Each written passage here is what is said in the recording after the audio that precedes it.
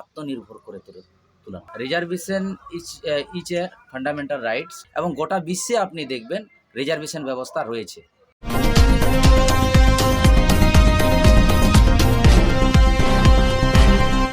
জয় ভীম, জয় মূল নিবাসী। যারা সার্জমগিরের চ্যানেলের সমস্ত দর্শকগণকে আমার পক্ষ থেকে অনেক অনেক ধন্যবাদ জানাবো যে এখানে আমি আজকে এসেছি মূল নিবাসী সমাজের মনোনীত স্বাধীন প্রার্থী মান্যবর জ্যোতিষ কিসকু।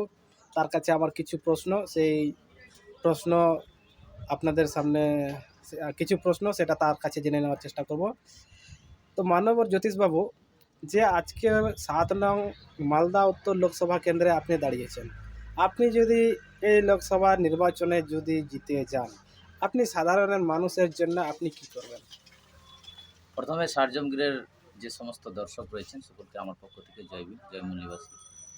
আমি যদি সংসদ হয়ে যদি আমাকে 7 নং উত্তরের এসটি এসসি ওবিসি মাইনরিটি সমাজের মানুষ যদি আমার প্রতিনিধিত্ব করে পাঠিয়ে দেন, তাহলে আমি এই এলাকার জন্য সর্বপ্রথমে তাদের যে সাংবিধানিক যে অধিকারগুলো রয়েছে সেটাকে আমি বাস্তব প্রয়োগ করব।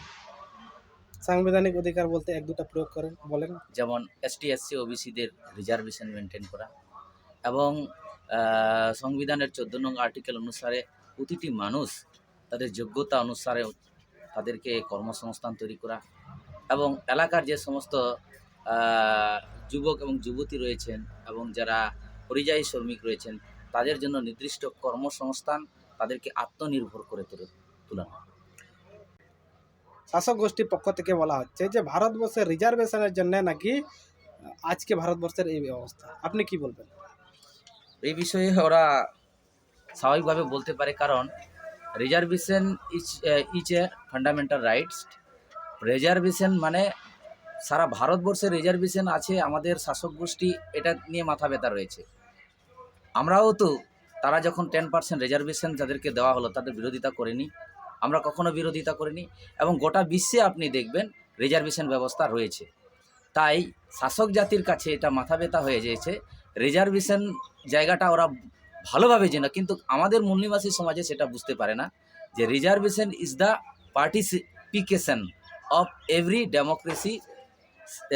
Every democracy government by for example হিসাবে আমরা বলতে পারি, যেমন আপনি ব্যুরোক্রেসি বলেন, প্রশাসনিক স্তর, বিচার বিভাগ, তারপরে হচ্ছে আইন বিভাগ, তারপরে মিডিয়া বিভাগ, এই প্রতিটা স্তরে সরকারের সমানভাবে প্রতিনিধিত্ব করাটাই নামে হচ্ছে রিজার্ভেশন। তো রিজার্ভেশন ভারতবর্ষে দেখব আমরা যে বিভিন্ন মানুষ আছে কিন্তু রিজার্ভেশন সমস্ত জনসংখ্যা নিরীক্ষে পায়নি, আপনি কি বলবেন? এটা সংবিধানকে বাস্তব ইমপ্লিমেন্ট করা হয়নি এবং সংবিধানকে বাস্তব ইমপ্লিমেন্ট করা হয়নি কারণ কোনো এক শাসক শ্রেণী তা চেষ্টা করেনি রিজার্ভেশনটাকে মেনটেন করা হয়। রিজার্ভেশনটা আসলে কিভাবে আপনি মেনটেন করতে বলছেন? অ্যাকর্ডিং টু জনসংখ্যার অনুপাতে কাশিরাম জি বলেছিলেন, জিসকা জিতনা সংখ্যা বাড়ি উসকা উসনা ভাগিদারি। আজকে ভারতবর্ষের এসটি এসসি ওবিসি মাইনরিটি সমাজের টোটাল জনসংখ্যা হচ্ছে 85%।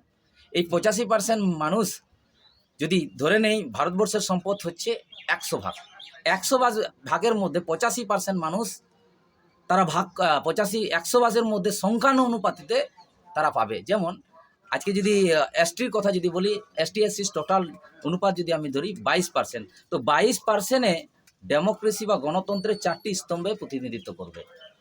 আর আদার কাস্ট যারা রয়েছেন, যে যার সংখ্যা যেরকম তার সংখ্যা অনুপাতে সেটাকে মেনটেন করা, সেটাকেই বলা হচ্ছে রিজার্ভেশন। কিছু মানুষের জনসংখ্যা আছে 2%, তারা 2% পাবে। কিছু যেমন ওবিসিদের জনসংখ্যা মন্ডল কমিশনের রিপোর্ট অনুসারে 52%, তারা 52%-ই পাবে। যারা 2% আছে 2% পাবে, তারা 1% আছে 1% পাবে, যারা 35% আছে তারা 35% পাবে, যারা 11% আছে 11%-ই পাবে, সমান সমান। কাশিরাম সাহেব বলেছিলেন, জিসকা জিতনা সংখ্যা বাড়ি উসকা উতনা ভাগিদারি, মানে যার যত সংখ্যা আছে তার তত অংশীদারিত্ব হবে গভর্নমেন্টের প্রতিটা সেক্টরে। আমরা শুনলাম মানবর জ্যোতিষবাবু বা জ্যোতিষ কিসকোর পক্ষ থেকে যে রিজার্ভেশন সে সংখ্যা অনুপাতিক হওয়া উচিত।